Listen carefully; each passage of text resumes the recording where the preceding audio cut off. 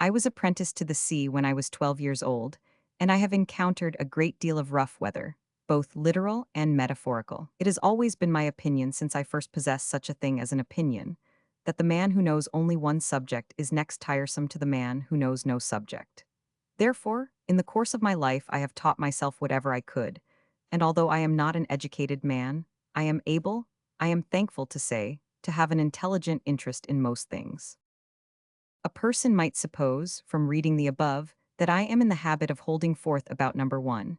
That is not the case. Just as if I was to come into a room among strangers, and must either be introduced or introduce myself, so I have taken the liberty of passing these few remarks, simply and plainly that it may be known who and what I am. I will add no more of the sort than that my name is William George Ravender, that I was born at Penrith half a year after my own father was drowned, and that I am on the second day of this present blessed Christmas week of 1856, 56 years of age.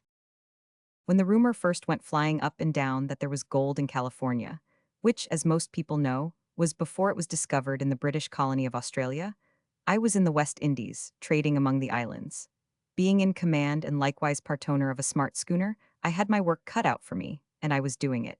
Consequently, gold in California was no business of mine. But by the time when I came home to England again, the thing was as clear as your hand held up before you at noonday. There was Californian gold in the museums and in the goldsmiths' shops, and the very first time I went upon 'Change, I met a friend of mine, a seafaring man like myself, with a Californian nugget hanging to his watch chain. I handled it. It was as like a peeled walnut with bits unevenly broken off here and there, and then electrotyped all over, as ever I saw anything in my life. I am a single man, she was too good for this world and for me, and she died 6 weeks before our marriage day. So when I am ashore, I live in my house at Poplar. My house at Poplar is taken care of and kept shipshape by an old lady who was my mother's maid before I was born. She is as handsome and as upright as any old lady in the world. She is as fond of me as if she had ever had an only son, and I was he. Well do I know wherever I sail that she never lays down her head at night without having said, Merciful Lord, bless and preserve William George Ravender, and send him safe home, through Christ our Savior. I have thought of it in many a dangerous moment, when it has done me no harm, I am sure. In my house at Poplar, along with this old lady, I lived quiet for best part of a year. Having had a long spell of it among the islands, and having, which was very uncommon in me, taken the fever rather badly. At last, being strong and hearty, and having read every book I could lay hold of, right out, I was walking down Leadenhall Street in the city of London, thinking of turning to again, when I met what I call Smithick and Watersby of Liverpool. I chanced to lift up my eyes from looking in at a ship's chronometer in a window, and I saw him bearing down upon me head on. It is, personally, neither Smithick nor Watersby that I here mention, nor was I ever acquainted with any man of either of those names, nor do I think that there has been any one of either of those names in that Liverpool house for years back. But it is in reality the house itself that I refer to, and a wiser merchant or a truer gentleman never stepped. My dear Captain Ravender, says he, of all the men on earth I wanted to see you most, I was on my way to you. Well, says I, that looks as if you were to see me, don't it? With that I put my arm in his, and we walked on towards the Royal Exchange, and when we got there, walked up and down at the back of it where the clock tower is. We walked an hour and more, for he had much to say to me. He had a scheme for chartering a new ship of their own to take out cargo to the diggers and emigrants in California, and to buy and bring back gold. Into the particulars of that scheme I will not enter, and I have no right to enter. All I say of it is that it was a very original one, a very fine one, a very sound one, and a very lucrative one beyond doubt. He imparted it to me as freely as if I had been a part of himself. After doing so, he made me the handsomest sharing offer that ever was made to me, boy or man, or I believe to any other captain in the merchant navy, and he took this round turn to finish with. Ravender, you are well aware that the lawlessness of that coast and country at present is as special as the circumstances in which it is placed. Crews of vessels outward bound, desert as soon as they make the land. Crews of vessels homeward bound, ship at enormous wages, with the express intention of murdering the captain and seizing the gold freight. No man can trust another, and the devil seems let loose. Now, says he, you know my opinion of you, and you know I am only expressing it, and with no singularity, when I tell you that you are almost the only man on whose integrity, discretion, and energy, and see for, I don't want to repeat what he said, though I was and am sensible of it. Notwithstanding my being, as I have mentioned, quite ready for a voyage, still I had some doubts of this voyage. Of course I knew, without being told, that there were peculiar difficulties and dangers in it, a long way over and above those which attend all voyages. It must not be supposed that I was afraid to face them. But, in my opinion, a man has no manly motive or sustainment in his own breast for facing dangers, unless he has well considered what they are, and is able quietly to say to himself, "None of these perils can now take me by surprise. I shall know what to do for the best in any of them. All the rest lies in the higher and greater hands to which I humbly commit myself." On this principle I have so attentively considered, regarding it as my duty, all the hazards I have ever been able to think of, in the ordinary way of storm, shipwreck, and fire at sea, that I hope I should be prepared to do, in any of those cases, whatever could be done, to save the lives entrusted to my charge. As I was thoughtful, my good friend proposed that he should leave me to walk there as long as I liked, and that I should dine with him by and by at his club in Pall Mall. I accepted the invitation, and I walked up and down there, quarterdeck fashion, a matter of a couple of hours, now and then looking up at the weathercock as I might have looked up aloft, and now and then taking a look into Cornhill as I might have taken a look over the side. All dinner time and all after dinner time we talked it over again. I gave him my views of his plan, and he very much approved of the same. I told him I had nearly decided, but not quite. "Well, well," says he, "come down to Liverpool tomorrow with me and see the Golden Mary." I liked the name, her name was Mary, and she was golden, if golden stands for good, so I began to feel that it was almost done when I said I would go to Liverpool. On the next morning but one we were on board the Golden Mary. I might have known, from his asking me to come down and see her, what she was. I declare her to have been the completest and most exquisite beauty that ever I set my eyes upon. We had inspected every timber in her, and had come back to the gangway to go ashore from the dock basin, when I put out my hand to my friend. "Touch upon it," says I, "and touch heartily. I take command of this ship, and I am hers and yours if I can get John Steadiman for my chief mate." John Steadiman had sailed with me 4 voyages. The first voyage John was third mate out to China, and came home second. The other 3 voyages he was my first officer. At this time of chartering the Golden Mary he was aged 32. A brisk, bright, blue-eyed fellow, a very neat figure and rather under the middle size, never out of the way and never in it, a face that pleased everybody and that all children took to, a habit of going about singing as cheerily as a blackbird, and a perfect sailor. We were in one of those Liverpool hackney coaches in less than a minute, and we cruised about in her upwards of 3 hours, looking for John. John had come home from Van Diemen's Land barely a month before, and I had heard of him as taking a frisk in Liverpool. We asked after him, among many other places, at the 2 boarding houses he was fondest of, and we found he had had a week's spell at each of them. But he had gone here and gone there, and had set off to lay out on the main-to-gallant yard of the highest Welsh mountain, so he had told the people of the house, and where he might be then, or when he might come back, nobody could tell us. But it was surprising, to be sure, to see how every face brightened the moment there was mention made of the name of Mr. Steadiman.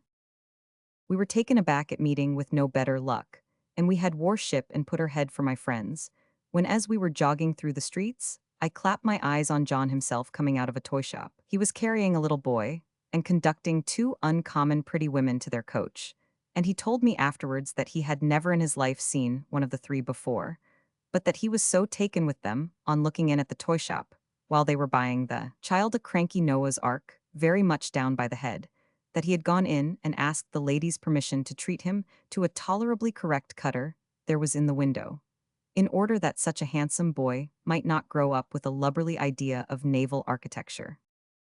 We stood off and on until the ladies, coachman began to give way, and then we hailed John. On his coming aboard of us, I told him, very gravely, what I had said to my friend. It struck him, as he said himself, amidships. He was quite shaken by it. "Captain Ravender," were John Steadiman's words, "such an opinion from you is true commendation, and I'll sail round the world with you for 20 years if you hoist the signal, and stand by you forever." And now indeed I felt that it was done, and that the Golden Mary was afloat. Grass never grew yet under the feet of Smithick and Watersby. The riggers were out of that ship in a fortnight's time, and we had begun taking in cargo. John was always aboard, seeing everything stowed with his own eyes, and whenever I went aboard myself early or late, whether he was below in the hold, or on deck at the hatchway, or overhauling his cabin, nailing up pictures in it of the blush roses of England, the bluebells of Scotland, and the female shamrock of Ireland. Of a certainty, I heard John singing like a blackbird. We had room for 20 passengers. Our sailing advertisement was no sooner out than we might have taken these 20 times over. In entering our men, I and John, both together, picked them, and we entered none but good hands, as good as were to be found in that port. And so, in a good ship of the best build, well owned, well arranged, well officered, well manned, well found in all respects, we parted with our pilot at 4:15 in the afternoon of the 7th of March, 1851, and stood with a fair wind out to sea. It may be easily believed that up to that time I had had no leisure to be intimate with my passengers. The most of them were then in their berths seasick. However, in going among them, telling them what was good for them, persuading them not to be there, but to come up on deck and feel the breeze, and in rousing them with a joke or a comfortable word, I made acquaintance with them, perhaps, in a more friendly and confidential way from the first than I might have done at the cabin table. Of my passengers, I need only particularize, just at present, a bright-eyed, blooming young wife who was going out to join her husband in California, taking with her their only child, a little girl of 3 years old whom he had never seen. A sedate young woman in black, some 5 years older, about 30 as I should say, who was going out to join a brother, and an old gentleman, good deal like a hawk if his eyes had been better and not so red, who was always talking, morning, noon, and night, about the gold discovery. But whether he was making the voyage, thinking his old arms could dig for gold, or whether his speculation was to buy it, or to barter for it, or to cheat for it, or to snatch it anyhow from other people, was his secret. He kept his secret. These three and the child were the soonest well. The child was a most engaging child, to be sure, and very fond of me, though I am bound to admit that John Stedman and I were born on her pretty little books in reverse order, and that he was captain there, and I was mate. It was beautiful to watch her with John, and it was beautiful to watch John with her. Few would have thought it possible, to see John playing at bo-peep round the mast, that he was the man who had caught up an iron bar and struck a Malay and a Maltese dead, as they were gliding with their knives down the cabin stair aboard the bark Old England, when the captain lay ill, in his cot off Sauger Point. But he was, and give him his back against a bulwark, he would have done the same by half a dozen of them.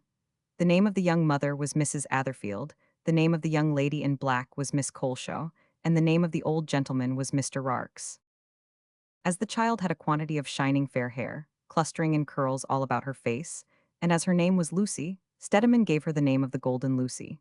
So, we had the Golden Lucy and the Golden Mary, and John kept up the idea to that extent as he and the child went playing about the decks, that I believe she used to think the ship was alive somehow. A sister or companion, going to the same place as herself. She liked to be by the wheel, and in fine weather I have often stood by the man whose trick it was at the wheel, only to hear her, sitting near my feet, talking to the ship. Never had a child such a doll before, I suppose, but she made a doll of the Golden Mary, and used to dress her up by tying ribbons and little bits of finery to the belaying pins, and nobody ever moved them, unless it was to save them from being blown away. Of course I took charge of the two young women, and I called them my dear, and they never minded, knowing that whatever I said was said in a fatherly and protecting spirit. I gave them their places on each side of me at dinner, Mrs. Atherfield on my right and Miss Coleshaw on my left, and I directed the unmarried lady to serve out the breakfast, and the married lady to serve out the tea. Likewise I said to my black steward in their presence, Tom Snow, these two ladies are equally the mistresses of this house, and do you obey their orders equally? At which Tom laughed, and they all laughed. Old Mr. Rarks was not a pleasant man to look at, nor yet to talk to or to be with, for no one could help seeing that he was a sordid and selfish character, and that he had warped further and further out of the straight with time. Not but what he was on his best behavior with us, as everybody was, for we had no bickering among us, forward or aft. I only mean to say, he was not the man one would have chosen for a messmate. If choice there had been, one might even have gone a few points out of one's course to say, no, not him. But there was one curious inconsistency in Mr. Rarks. That was that he took an astonishing interest in the child. He looked, and I may add he was, one of the last of men to care at all for a child or to care much for any human creature. Still, he went so far as to be habitually uneasy if the child was long on deck out of his sight. He was always afraid of her falling overboard, or falling down a hatchway, or of a block or what not coming down upon her from the rigging in the working of the ship, or of her getting some hurt or other. He used to look at her and touch her, as if she was something precious to him. He was always solicitous about her not injuring her health, and constantly entreated her mother to be careful of it. This was so much the more curious, because the child did not like him, but used to shrink away from him, and would not even put out her hand to him without coaxing from others. I believe that every soul on board frequently noticed this, and not one of us understood it. However, it was such a plain fact that John Steadiman said more than once when old Mr. Rarks was not within earshot, that if the Golden Mary felt a tenderness for the dear old gentleman she carried in her lap, she must be bitterly jealous of the Golden Lucy. Before I go any further with this narrative, I will state that our ship was a bark of 300 tons, carrying a crew of 18 men, a second mate in addition to John, a carpenter, an armorer or smith, and 2 apprentices, one a Scotch boy, poor little fellow. We had 3 boats, the longboat capable of carrying 25 men, the cutter capable of carrying 15, and the surf boat capable of carrying 10. I put down the capacity of these boats according to the numbers they were really meant to hold. We had tastes of bad weather and headwinds, of course, but on the whole we had as fine a run as any reasonable man could expect, for 60 days. I then began to enter 2 remarks in the ship's log and in my journal. First, that there was an unusual and amazing quantity of ice. Second, that the nights were most wonderfully dark, in spite of the ice. For 5 days and a half, it seemed quite useless and hopeless to alter the ship's course so as to stand out of the way of this ice. I made what southing I could, but all that time we were beset by it. Mrs. Atherfield, after standing by me on deck once, looking for some time in an odd manner at the great bergs that surrounded us, said in a whisper, "Oh, Captain Ravender, it looks as if the whole solid earth had changed into ice and broken up." I said to her, laughing, "I don't wonder that it does to your inexperienced eyes, my dear." But I had never seen a 20th part of the quantity, and in reality I was pretty much of her opinion.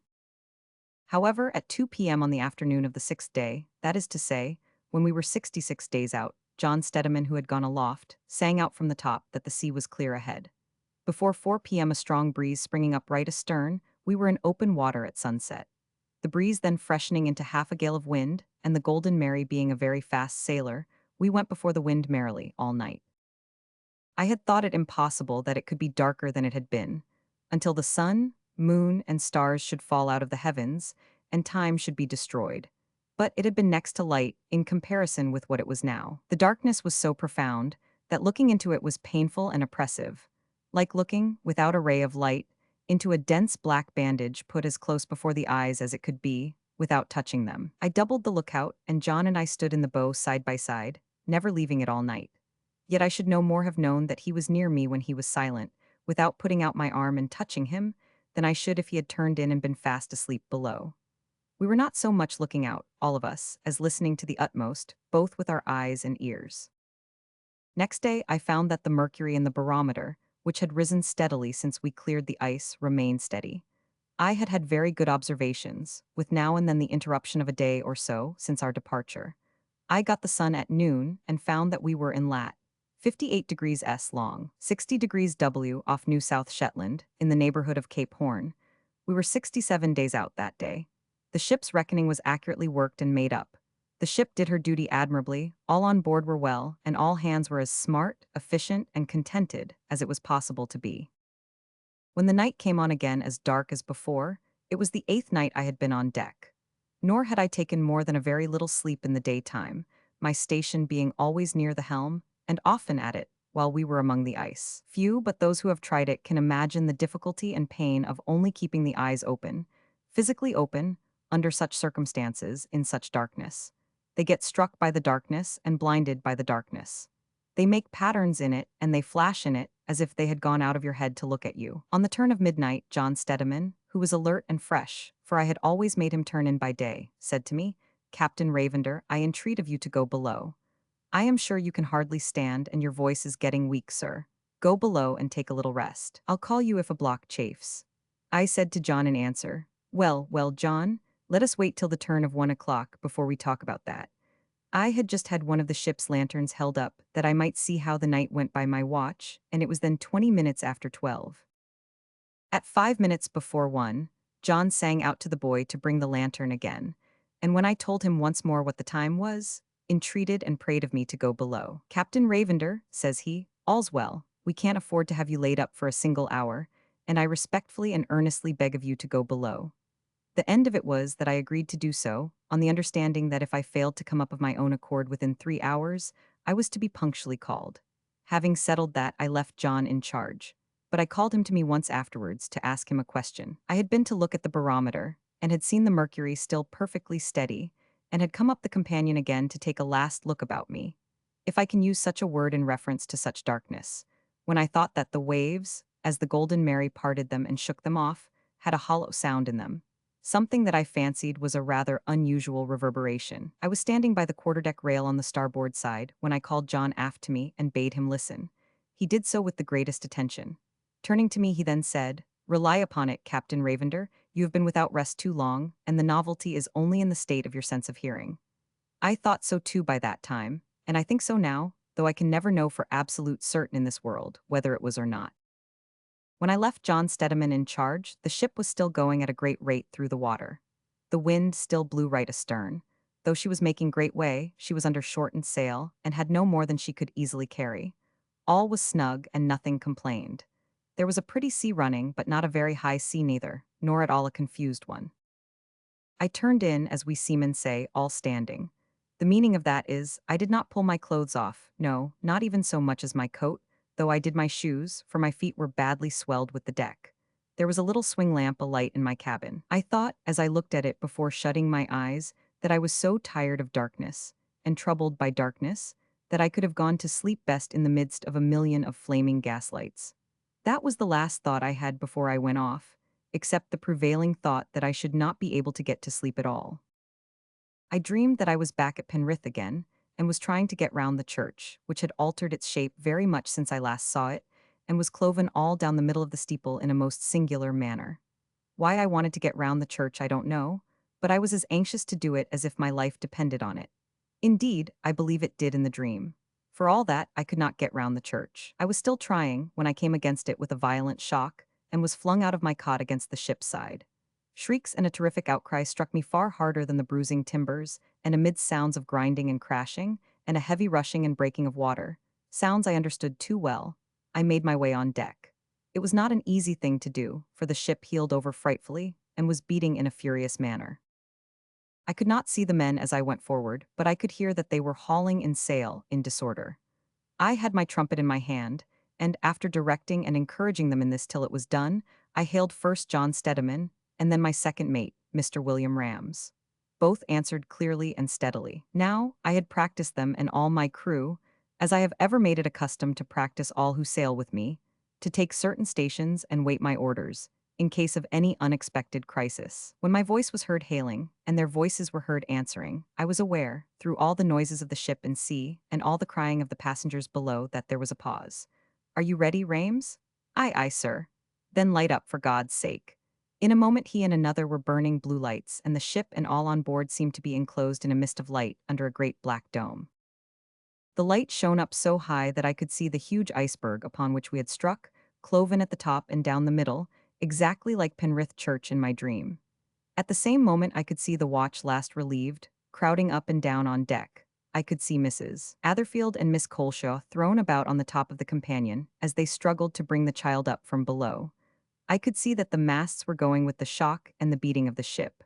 I could see the frightful breach stove in on the starboard side, half the length of the vessel, and the sheathing end. Timbers spurting up, I could see that the cutter was disabled, in a wreck of broken fragments, and I could see every eye turned upon me.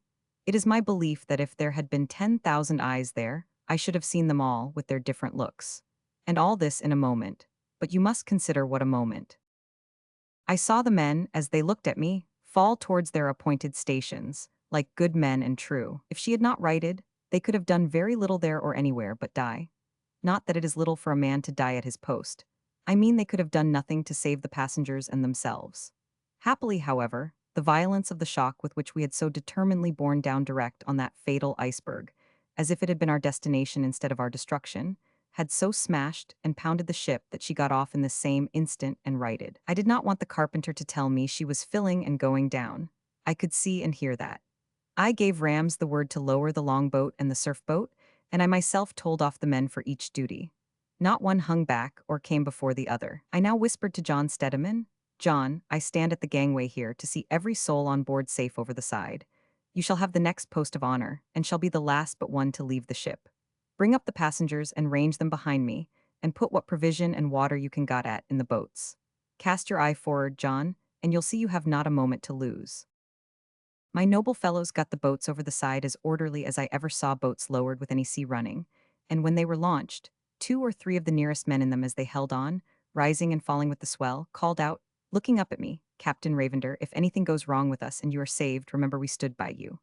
We'll all stand by one another ashore, yet please God, my lads, says I, hold on bravely and be tender with the women. The women were an example to us. They trembled very much, but they were quiet and perfectly collected. Kiss me, Captain Ravender, says Mrs. Atherfield, and God in heaven bless you, you good man. My dear, says I, those words are better for me than a lifeboat. I held her child in my arms till she was in the boat, and then kissed the child and handed her safe down. I now said to the people in her, you have got your freight, my lads, all but me, and I am not coming yet a while. Pull away from the ship and keep off.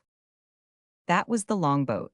Old Mr. Rarks was one of her complement, and he was the only passenger who had greatly misbehaved since the ship struck. Others had been a little wild, which was not to be wondered at and not very blamable, but he had made a lamentation and uproar which it was dangerous for the people to hear, as there is always contagion in weakness and selfishness. His incessant cry had been that he must not be separated from the child, that he couldn't see the child, and that he and the child must go together. He had even tried to wrest the child out of my arms, that he might keep her in his. Mr. Rarks, said I to him when it came to that, I have a loaded pistol in my pocket, and if you don't stand out of the gangway and keep perfectly quiet, I shall shoot you through the heart if you have got one. Says he, you won't do murder, Captain Ravender. No, sir, says I won't murder 44 people to humor you, but I'll shoot you to save them. After that he was quiet and stood shivering a little way off until I named him to go over the side. The longboat being cast off, the surf boat was soon filled. There only remained aboard the Golden Mary, John Mullion, the man who had kept on burning the blue lights, and who had lighted every new one at every old one before it went out, as quietly as if he had been at an illumination, John Stedeman, and myself. I hurried those two into the surf boat, called to them to keep off, and waited with a grateful and relieved heart for the longboat to come and take me in if she could. I looked at my watch, and it showed me by the blue light 10 minutes past 2. They lost no time. As soon as she was near enough, I swung myself into her and called to the men, with a will, lads, she's reeling. We were not an inch too far out of the inner vortex of her going down, when, by the blue light which John Mullion still burnt in the bow of the surf boat, we saw her lurch and plunge to the bottom head foremost. The child cried, weeping wildly, oh, the dear Golden Mary, oh, look at her, save the poor Golden Mary. And then the light burnt out and the black dome seemed to come down upon us. I suppose if we had all stood atop of a mountain and seen the whole remainder of the world sink away from under us, we could hardly have felt more shocked and solitary than we did when we knew we were alone on the wide ocean, and that the beautiful ship in which most of us had been securely asleep within half an hour was gone forever. There was an awful silence in our boat, and such a kind of palsy on the rowers and the man at the rudder, that I felt they were scarcely keeping her before the sea. I spoke out then and said, let everyone here thank the Lord for our preservation. All the voices answered, even the child's, we thank the Lord. I then said the Lord's Prayer, and all hands said it after me with a solemn murmuring. Then I gave the word cheerily, O men, cheerily, and I felt that they were handling the boat again as a boat ought to be handled. The surf boat now burnt another blue light to show us where they were, and we made for her, and laid ourselves as nearly alongside of her as we dared. I had always kept my boats with a coil or two of good stout stuff in each of them, so both boats had a rope at hand. We made a shift with much labor and trouble to get near enough to one another to divide the blue lights. They were no use after that night, for the sea water soon got at them, and to get a tow rope out between us. All night long we kept together, sometimes obliged to cast off the rope, and sometimes getting it out again, and all of us wearying for the morning, which appeared so long in coming that old Mr. Rarks screamed out, in spite of his fears of me, the world is drawing to an end, and the sun will never rise any more. When the day broke, I found that we were all huddled together in a miserable manner. We were deep in the water, being, as I found on mustering, 31 in number, or at least 6 too many. In the surf boat they were 14 in number, being at least 4 too many. The first thing I did was to get myself past to the rudder, which I took from that time, and to get Mrs. Atherfield, her child, and Miss Coleshaw passed on to sit next me. As to old Mr. Rarks, I put him in the bow, as far from us as I could, and I put some of the best men near us in order that if I should drop there might be a skillful hand ready to take the helm. The sea moderating as the sun came up, though the sky was cloudy and wild, we spoke the other boat to know what stores they had and to overhaul what we had. I had a compass in my pocket, a small telescope, a double-barreled pistol, a knife, and a firebox and matches. Most of my men had knives and some had a little tobacco, some a pipe as well. We had a mug among us and an iron spoon. As to provisions, there were in my boat 2 bags of biscuit, 1 piece of raw beef, 1 piece of raw pork, a bag of coffee, roasted but not ground, thrown in, I imagine by mistake for something else, 2 small casks of water, and about half a gallon of rum in a keg. The surf boat, having rather more rum than we and fewer to drink it, gave us, as I estimated, another quart into our keg. In return, we gave them 3 double handfuls of coffee, tied up in a piece of a handkerchief. They reported that they had aboard besides a bag of biscuit, a piece of beef, a small cask of water, a small box of lemons, and a Dutch cheese. It took a long time to make these exchanges, and they were not made without risk to both parties, the sea running quite high enough to make our approaching near to one another very hazardous. In the bundle with the coffee, I conveyed to John Steadiman, who had a ship's compass with him, a paper written in pencil and torn from my pocketbook, containing the course I meant to steer, in the hope of making land or being picked up by some vessel. I say in the hope, though I had little hope of either deliverance. I then sang out to him, so as all might hear, that if we 2 boats could live or die together, we would, but that if we should be parted by the weather and join company no more, they should have our prayers and blessings, and we asked for theirs. We then gave them 3 cheers, which they returned, and I saw the men's heads droop in both boats as they fell to their oars again. These arrangements had occupied the general attention advantageously for all, though, as I expressed in the last sentence, they ended in a sorrowful feeling. I now said a few words to my fellow voyagers on the subject of the small stock of food on which our lives depended if they were preserved from the great deep, and on the rigid necessity of our eking it out in the most frugal manner. One and all replied that whatever allowance I thought best to lay down should be strictly kept to. We made a pair of scales out of a thin scrap of iron plating and some twine, and I got together for weight such of the heaviest buttons among us as I calculated made up some fraction over 2 ounces. This was the allowance of solid food served out once a day to each from that time to the end, with the addition of a coffee berry, or sometimes half a one, when the weather was very fair, for breakfast. We had nothing else whatever but half a pint of water each per day, and sometimes, when we were coldest and weakest, a teaspoonful of rum each, served out as a dram. I know how learnedly it can be shown that rum is poison, but I also know that in this case, as in all similar cases I have ever read of, which are numerous, no words can express the comfort and support derived from it. Nor have I the least doubt that it saved the lives of far more than half our number. Having mentioned half a pint of water as our daily allowance, I ought to observe that sometimes we had less, and sometimes we had more, for much rain fell, and we caught it in a canvas stretched for the purpose. Thus, at that tempestuous time of the year, and in that tempestuous part of the world, we shipwrecked people rose and fell with the waves. It is not my intention to relate, if I can avoid it, such circumstances appertaining to our doleful condition as have been better told in many other narratives of the kind than I can be expected to tell them. I will only note in so many passing words that day after day and night after night, we received the sea upon our backs to prevent it from swamping the boat, that one party was always kept bailing, and that every hat and cap among us soon got worn out, though patched up 50 times, as the only vessels we had for that service, that another party lay down in the bottom of the boat, while a third rowed, and that we were soon all in boils and blisters and rags. The other boat was a source of such anxious interest to all of us that I used to wonder whether, if we were saved, the time could ever come when the survivors in this boat of ours could be at all indifferent to the fortunes of the survivors in that. We got out a tow rope whenever the weather permitted, but that did not often happen, and how we 2 parties kept within the same horizon, as we did he, who mercifully permitted it to be so for our consolation, only knows. I never shall forget the looks with which, when the morning light came, we used to gaze about us over the stormy waters for the other boat. We once parted company for 72 hours, and we believed them to have gone down as they did us. The joy on both sides when we came within view of one another again had something in a manner divine in it. Each was so forgetful of individual suffering, in tears of delight and sympathy for the people in the other boat. I have been wanting to get round to the individual or personal part of my subject, as I call it, and the foregoing incident puts me in the right way. The patience and good disposition aboard of us was wonderful. I was not surprised by it in the women, for all men born of women know what great qualities they will show when men will fail, but I own I was a little surprised by it in some of the men. Among 1 and 30 people assembled at the best of times, there will usually, I should say, be 2 or 3 uncertain tempers.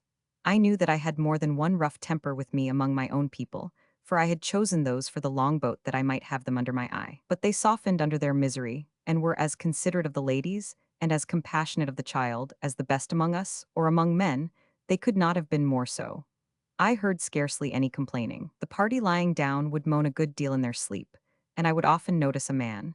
Not always the same man, it is to be understood, but nearly all of them at one time or other, sitting moaning at his oar, or in his place, as he looked mistily over the sea. When it happened to be long before I could catch his eye, he would go on moaning all the time in the dismallest manner. But when our looks met, he would brighten and leave off. I almost always got the impression that he did not know what sound he had been making, but that he thought he had been humming a tune. Our sufferings from cold and wet were far greater than our sufferings from hunger. We managed to keep the child warm, but I doubt if anyone else among us ever was warm for 5 minutes together, and the shivering and the chattering of teeth were sad to hear. The child cried a little at first for her lost playfellow, the Golden Mary, but hardly ever whimpered afterwards, and when the state of the weather made it possible, she used now and then to be held up in the arms of some of us to look over the sea for John Stedman's boat. I see the golden hair and the innocent face now, between me and the driving clouds, like an angel going to fly away. It had happened on the second day, towards night, that Mrs. Atherfield, in getting little Lucy to sleep, sang her a song. She had a soft, melodious voice, and when she had finished it, our people up and begged for another.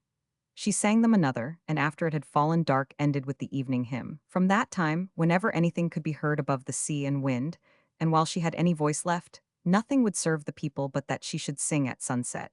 She always did, and always ended with the evening hymn. We mostly took up the last line, and shed tears when it was done, but not miserably. We had a prayer night and morning also, when the weather allowed of it.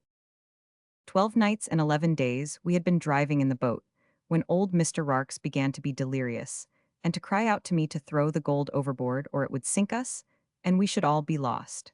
For days past the child had been declining, and that was the great cause of his wildness. He had been over and over again shrieking out to me to give her all the remaining meat, to give her all the remaining rum, to save her at any cost, or we should all be ruined. At this time, she lay in her mother's arms at my feet. One of her little hands was almost always creeping about her mother's neck or chin. I had watched the wasting of the little hand, and I knew it was nearly over. The old man's cries were so discordant with the mother's love and submission that I called out to him in an angry voice. Unless he held his peace on the instant, I would order him to be knocked on the head and thrown overboard. He was mute then, until the child died, very peacefully, an hour afterwards, which was known to all in the boat by the mother's breaking out into lamentations for the first time since the wreck, for she had great fortitude and constancy, though she was a little gentle woman. Old Mr. Rarks then became quite ungovernable, tearing what rags he had on him, raging in imprecations, and calling to me that if I had thrown the gold overboard, always the gold with him, I might have saved the child. And now, says he in a terrible voice, we shall founder and all go to the devil, for our sins will sink us when we have no innocent child to bear us up. We so discovered with amazement that this old wretch had only cared for the life of the pretty little creature dear to all of us, because of the influence he superstitiously hoped she might have in preserving him. Altogether, it was too much for the smith or armorer, who was sitting next the old man, to bear. He took him by the throat and rolled him under the thwarts, where he lay still enough for hours afterwards. All that 13th night, Miss Coleshaw, lying across my knees as I kept the helm, comforted and supported the poor mother. Her child, covered with a pea jacket of mine, lay in her lap. It troubled me all night to think that there was no prayer book among us, and that I could remember but very few of the exact words of the burial service. When I stood up at broad day, all knew what was going to be done, and I noticed that my poor fellows made the motion of uncovering their heads, though their heads had been stark bare to the sky, and sea for many a weary hour. There was a long, heavy swell on, but otherwise it was a fair morning, and there were broad fields of sunlight on the waves in the east. I said no more than this. I am the resurrection and the life, saith the Lord. He raised the daughter of Jairus the ruler, and said she was not dead but slept. He raised the widow's son. He arose himself and was seen of many. He loved little children, saying, Suffer them to come unto me and rebuke them not, for of such is the kingdom of heaven. In his name, my friends, and committed to his merciful goodness. With those words I laid my rough face softly on the placid little forehead, and buried the golden Lucy in the grave of the golden Mary.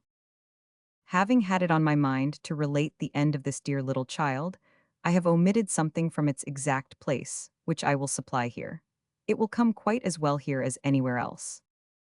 Foreseeing that if the boat lived through the stormy weather, the time must come, and soon come, when we should have absolutely no morsel to eat, I had one momentous point often in my thoughts. Although I had, years before that, fully satisfied myself that the instances in which human beings in the last distress have fed upon each other are exceedingly few, and have very seldom indeed, if ever, occurred when the people in distress, however dreadful their extremity, have been accustomed to moderate forbearance and restraint. I say, though I had long before quite satisfied my mind on this topic, I felt doubtful whether there might not have been in former cases some harm and danger from keeping it out of sight and pretending not to think of it. I felt doubtful whether some minds, growing weak with fasting and exposure, and having such a terrific idea to dwell upon in secret, might not magnify it until it got to have an awful attraction about it. This was not a new thought of mine, for it had grown out of my reading. However, it came over me stronger than it had ever done before, as it had reason for doing, in the boat. And on the fourth day, I decided that I would bring out into the light that unformed fear, which must have been more or less darkly in every brain among us. Therefore, as a means of beguiling the time and inspiring hope, I gave them the best summary in my power of Bligg's voyage of more than 3,000 miles, in an open boat, after the mutiny of the Bounty, and of the wonderful preservation of that boat's crew. They listened throughout with great interest, and I concluded by telling them that, in my opinion, the happiest circumstance in the whole narrative was that Bligg, who was no delicate man either, had solemnly placed it on record therein that he was sure and certain that under no conceivable circumstances whatever would that emaciated party, who had gone through all the pains of famine, have preyed on one another. I cannot describe the visible relief which this spread through the boat, and how the tears stood in every eye. From that time I was as well convinced as Bligg himself that there was no danger, and that this phantom, at any rate, did not haunt us. Now, it was a part of Bligg's experience that, when the people in his boat were most cast down, nothing did them so much good as hearing a story told by one of their number. When I mentioned that, I saw that it struck the general attention as much as it did my own, for I had not thought of it until I came to it in my summary. This was on the day after Mrs. Atherfield first sang to us. I proposed that, whenever the weather would permit, we should have a story 2 hours after dinner. I always issued the allowance I have mentioned at 1 o'clock, and called it by that name, as well as our song at sunset. The proposal was received with a cheerful satisfaction that warmed my heart within me, and I do not say too much when I say that those 2 periods in the 4 and 20 hours were expected with positive pleasure, and were really enjoyed by all hands. Spectres as we soon were in our bodily wasting, our imaginations did not perish like the gross flesh upon our bones. Music and adventure, two of the great gifts of Providence to mankind, could charm us long after that was lost. The wind was almost always against us after the second day, and for many days together we could not nearly hold our own. We had all varieties of bad weather. We had rain, hail, snow, wind, mist, thunder, and lightning. Still the boats lived through the heavy seas, and still we perishing people rose and fell with the great waves. 16 nights and 15 days, 20 nights and 19 days, 24 nights and 23 days. So the time went on. Disheartening as I knew that our progress, or want of progress, must be, I never deceived them as to my calculations of it. In the first place, I felt that we were all too near eternity for deceit. In the second place, I knew that if I failed, or died, the man who followed me must have a knowledge of the true state of things to begin upon. When I told them at noon what I reckoned we had made or lost, they generally received what I said in a tranquil and resigned manner, and always gratefully towards me. It was not unusual at any time of the day for someone to burst out weeping loudly without any new cause, and when the burst was over, to calm down a little better than before. I had seen exactly the same thing in a house of mourning. During the whole of this time, old Mr. Rarks had had his fits of calling out to me to throw the gold, always the gold, overboard, and of heaping violent reproaches upon me for not having saved the child. But now, the food being all gone, and I having nothing left to serve out but a bit of coffee berry now and then, he began to be too weak to do this, and consequently fell silent. Mrs. Atherfield and Miss Coleshaw generally lay, each with an arm across one of my knees, and her head upon it. They never complained at all. Up to the time of her child's death, Mrs. Atherfield had bound up her own beautiful hair every day, and I took particular notice that this was always before she sang her song at night, when everyone looked at her. But she never did it after the loss of her darling, and it would have been now all tangled with dirt and wet, but that Miss Coleshaw was careful of it long after she was herself, and would sometimes smooth it down with her weak, thin hands. We were past mustering a story now. But one day, at about this period, I reverted to the superstition of old Mr. Rarks concerning the Golden Lucy, and told them that nothing vanished from the eye of God, though much might pass away from the eyes of men. We were all of us, says I, children once, and our baby feet have strolled in green woods ashore, and our baby hands have gathered flowers in gardens where the birds were singing. The children that we were are not lost to the great knowledge of our Creator. Those innocent creatures will appear with us before him and plead for us. What we were in the best time of our generous youth will arise and go with us too. The purest part of our lives will not desert us at the pass to which all of us here present are gliding. What we were then will be as much in existence before him as what we are now. They were no less comforted by this consideration than I was myself, and Miss Coleshaw, drawing my ear nearer to her lips, said, "Captain Ravender, I was on my way to marry a disgraced and broken man, whom I dearly loved when he was honorable and good. Your words seem to have come out of my own poor heart." She pressed my hand upon it, smiling. 27 nights and 26 days. We were in no want of rainwater, but we had nothing else. And yet, even now, I never turned my eyes upon a waking face, but it tried to brighten before mine. Oh, what a thing it is, in a time of danger and in the presence of death, the shining of a face upon a face. I have heard it broached that orders should be given in great new ships by electric telegraph. I admire machinery as much as any man, and am as thankful to it as any man can be for what it does for us. But it will never be a substitute for the face of a man, with his soul in it, encouraging another man to be brave and true. Never try it for that. It will break down like a straw. I now began to remark certain changes in myself which I did not like. They caused me much disquiet. I often saw the Golden Lucy in the air above the boat. I often saw her I have spoken of before, sitting beside me. I saw the Golden Mary go down, as she really had gone down, 20 times in a day. And yet the sea was mostly, to my thinking, not sea neither, but moving country and extraordinary mountainous regions, the like of which have never been beheld.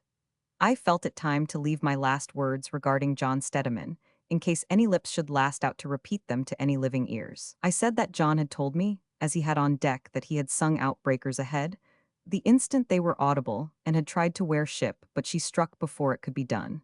His cry, I dare say, had made my dream. I said that the circumstances were altogether without warning, and out of any course that could have been guarded against.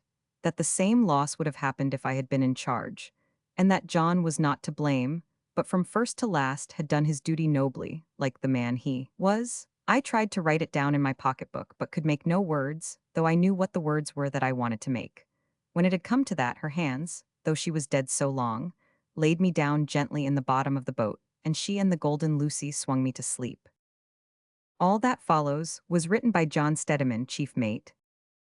On the 26th day after the foundering of the Golden Mary at sea, I, John Steadiman, was sitting in my place in the stern sheets of the surf boat, with just sense enough left in me to steer. That is to say, with my eyes strained, wide awake over the bows of the boat, and my brains fast asleep and dreaming, when I was roused upon a sudden by our second mate, Mr. William Rams. "Let me take a spell in your place," says he, "and look you out for the longboat astern. The last time she rose on the crest of a wave, I thought I made out a signal flying aboard her." We shifted our places, clumsily and slowly enough, for we were both of us weak and dazed with wet, cold, and hunger. I waited some time, watching the heavy rollers astern, before the longboat rose atop of one of them at the same time with us. At last she was heaved up for a moment well in view, and there, sure enough, was the signal flying aboard of her, a strip of rag of some sort, rigged to an oar and hoisted in her bows. "What does it mean?" says Rams to me in a quavering, trembling sort of voice. "Do they signal a sail in sight?" "Hush, for God's sake," says I, clapping my hand over his mouth. "Don't let the people hear you. They'll all go mad together if we mislead them about that signal. Wait a bit till I have another look at it." I held on by him, for he had set me all of a tremble with his notion of a sail in sight, and watched for the longboat again. Up she rose on the top of another roller. I made out the signal clearly, that second time, and saw that it was rigged half-mast high. "Rams," says I, "it's a signal of distress. Pass the word forward to keep her before the sea, and no more. We must get the longboat within hailing distance of us as soon as possible." I dropped down into my old place at the tiller without another word, for the thought went through me like a knife that something had happened to Captain Ravender. I should consider myself unworthy to write another line of this statement, if I had not made up my mind to speak the truth, the whole truth and nothing but the truth. And I must, therefore, confess plainly that now, for the first time, my heart sank within me. This weakness on my part was produced in some degree, as I take it, by the exhausting effects of previous anxiety and grief. Our provisions, if I may give that name to what we had left, were reduced to the rind of one lemon and about a couple of handsful of coffee berries. Besides these great distresses, caused by the death, the danger, and the suffering among my crew and passengers, I had had a little distress of my own to shake me still more, in the death of the child whom I had got to be very fond of on the voyage out. So fond that I was secretly a little jealous of her being taken in the longboat, instead of mine, when the ship foundered. It used to be a great comfort to me, and I think to those with me also, after we had seen the last of the Golden Mary, to see the Golden Lucy held up by the men in the longboat, when the weather allowed it, as the best and brightest sight they had to show. She looked, at the distance we saw her from, almost like a little white bird in the air. To miss her for the first time, when the weather lulled a little again, and we all looked out for our white bird and looked in vain, was a sore disappointment. To see the men's heads bowed down, and the captain's hand pointing into the sea when we hailed the longboat, a few days after, gave me as heavy a shock and as sharp a pang of heartache to bear as ever I remember suffering in all my life. I only mention these things to show that if I did give way a little at first, under the dread that our captain was lost to us, it was not without having been a good deal shaken beforehand by more trials of one sort or another than often fall to one man's share. I had got over the choking in my throat with the help of a drop of water, and had steadied my mind again so as to be prepared against the worst, when I heard the hail, "Lord help the poor fellows," how weak it sounded. "Surf boat ahoy!" I looked up, and there were our companions in misfortune tossing abreast of us. Not so near that we could make out the features of any of them, but near enough, with some exertion for people in our condition, to make their voices heard in the intervals when the wind was weakest. I answered the hail and waited a bit and heard nothing, and then sung out the captain's name. The voice that replied did not sound like his. The words that reached us were, "Chief mate wanted on board." Every man of my crew knew what that meant as well as I did. As second officer in command, there could be but one reason for wanting me on board the longboat. A groan went all round us, and my men looked darkly in each other's faces and whispered under their breaths, "The captain is dead." I commanded them to be silent, and not to make too sure of bad news, at such a pass as things had now come to with us. Then, hailing the longboat, I signified that I was ready to go on board when the weather would let me, stopped a bit to draw a good long breath, and then called out as loud as I could the dreadful question, "Is the captain dead?" The black figures of 3 or 4 men in the after part of the longboat all stooped down together as my voice reached them. They were lost to view for about a minute, then appeared again.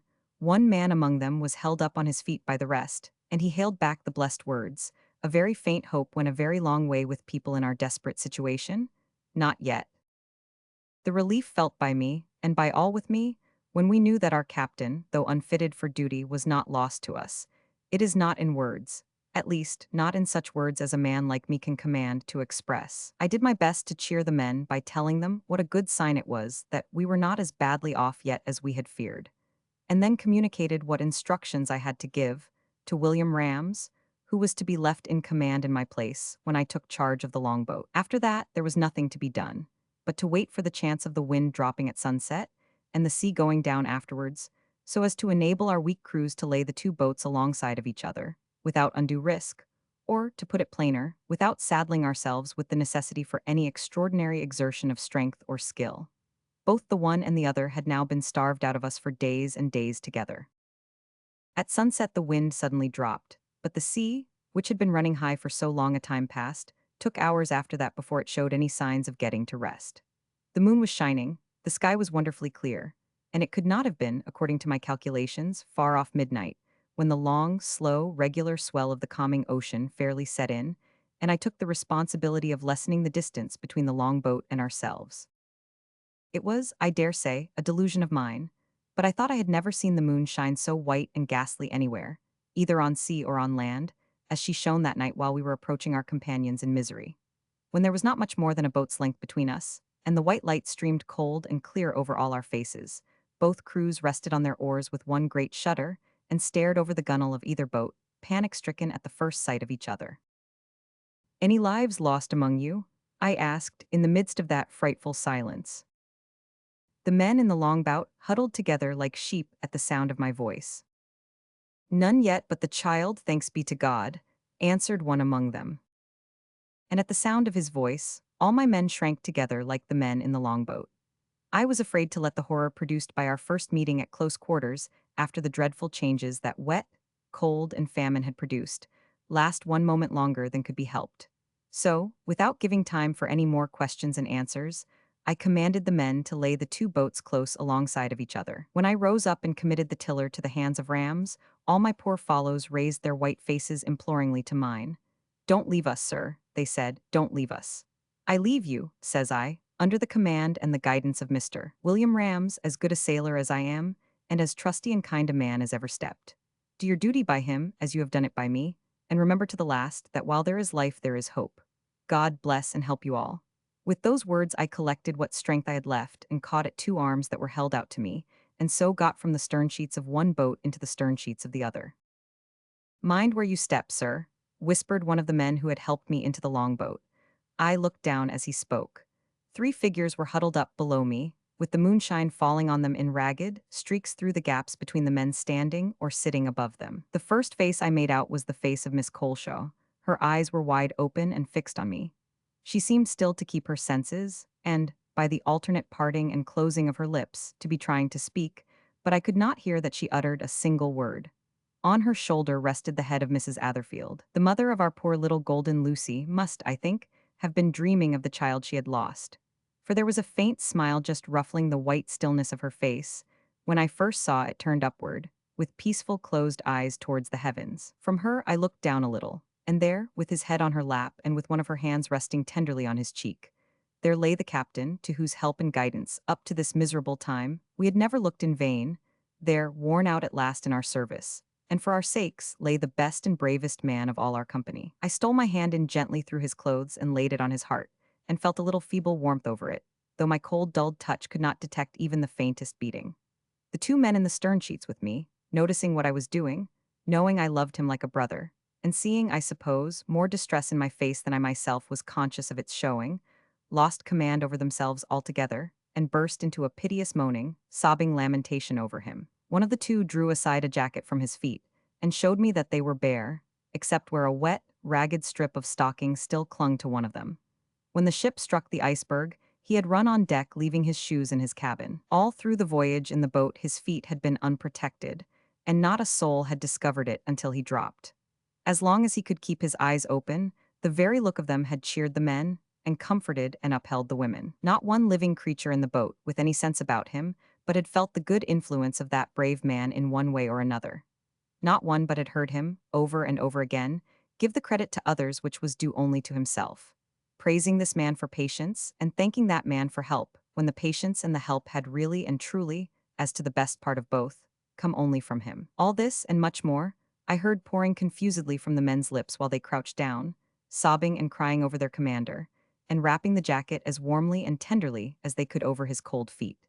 It went to my heart to check them, but I knew that if this lamenting spirit spread any further, all chance of keeping alight any last sparks of hope and resolution among the boat's company would be lost forever. Accordingly, I sent them to their places, spoke a few encouraging words to the men forward, promising to serve out, when the morning came, as much as I dared of any eatable thing left in the lockers, called to Rams, in my old boat, to keep as near us as he safely could, drew the garments and coverings of the two poor suffering women more closely about them, and, with a secret prayer to be directed for the best in bearing the awful responsibility now laid on my shoulders, took my captain's vacant place at the helm of the longboat.